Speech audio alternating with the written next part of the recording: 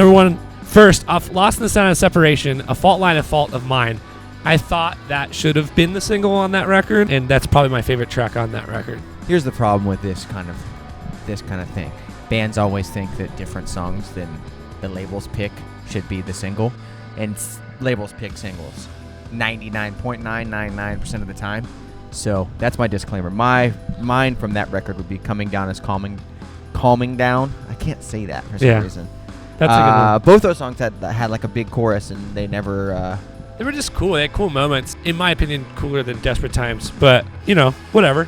That was a really odd single choice. Now that I think about it. You know what's funny though? Here's the funny story about that: is we were going to use A Fault Line, but there's a tuning change in the middle of that song, and we can do it now, which we played it on our last tour. But back then, they couldn't figure out how to have a different guitar in that tuning. No, there's technology now. They use like a drop thing now. That's why. I want to do Define the Great Line. I think A Moment Suspended in Time should have been the single. They did a video for that song, but it was never the single. But I think that's the catchiest song on the record. Off of Disambiguation, I'm going to do the very last song. It was called Incompletion. It was like such a cool track, I thought. And most people don't get to the end of the records anymore, which is a shame because people only listen to playlists or whatever. But that song in particular was really a cool deep cut, in my opinion. Throw way back to a non-deep cut is Chasing Safety, A Boy Brush Red, Living in Black and White should have been the single, and it wasn't. Should have been the single. That's the most downloaded song in Underoath history, and it was not the single from that record. I don't know the reason. They didn't want to push something that heavy back then. That was heavy then. That was in 2004. That was like heavy as balls for whatever reason. I have no idea, but they didn't. They wanted Readmitting Your Exit to be the single, which was not, in my opinion, not the right choice. And I don't know that any of us knew what the right choice was at that juncture in our lives. But I'm gonna go to Erase Me. It has to start somewhere. The first song on that record, to me, it's such a cool, like, heavy single type song. It's got like a chorus, but it's like a heavy chorus. I thought that would have been a cool song to push. My favorite song we've ever written is on that record. It's called I Gave Up, and that song is like, that's my favorite Underoath song ever. Yeah, obviously that's not a single song, but it's a cool deep cut. When we were in the studio and what was going on at the time, like in the media, it's right after Chester died, we were actually writing that song when it happened, and it's just really honest. This is a really honest moment, and I feel like in music especially now, I feel like putting yourself out there a little bit, even if it's something that you're not comfortable with putting out there or whatever, I feel like it's necessary, and that song really does that. And also musically, it's just so left of center from anything we've ever done. Also, for a single, as far as a deep cut goes, we put out a re-release, and it had 2 songs that didn't make the record. There's a song on there called Another Life that me and Aaron wrote.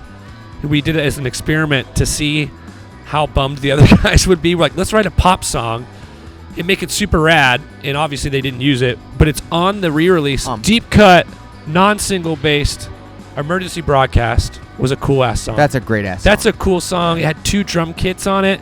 It was funny because him and Daniel played together on that song, right? And then after that record, I left the band and Daniel came. That's right, I forgot about that. Yeah. And like I play guitar on that song. There's 3 guitar players on that song. It was just a wild, like, we were like really pulling from it. It's funny because we were always pulling from Led Zeppelin, like trying to do like a that song's metal more instrumental Zeppelin song. That's more instrumental than non. And we've pretty much gotten to where we play everything now. Yeah. We used to definitely be that band that played exactly what we wanted to. But now, if you come to a headlining show, we're going to play everything, for the most part, what people want to hear, and stuff that we think needs to be heard. We like to do a well-balanced mix. But a tour like this one, where we're playing for all, 20,000 people have never heard of us, we're going to pick mostly new songs. Sleepwave deep cuts would probably be all of them because I don't think anybody ever heard it.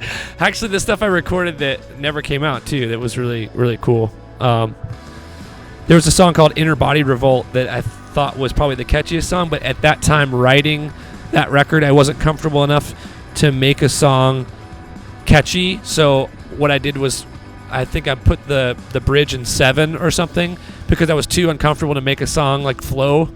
And it was like I like fucked my own self up because I was like not comfortable making a song that catchy. People didn't really know. We had a some really great success with the first record, Southern Weather, and then after that, no one knew we were still a band. And we did 2 records after that, and we did a record called Fear Inside Our Bones. That was the final record for the band, like in 2013 or 14. That was my favorite one. And that's my favorite one, too. By far. So that whole record is a giant deep cut. Is that 10?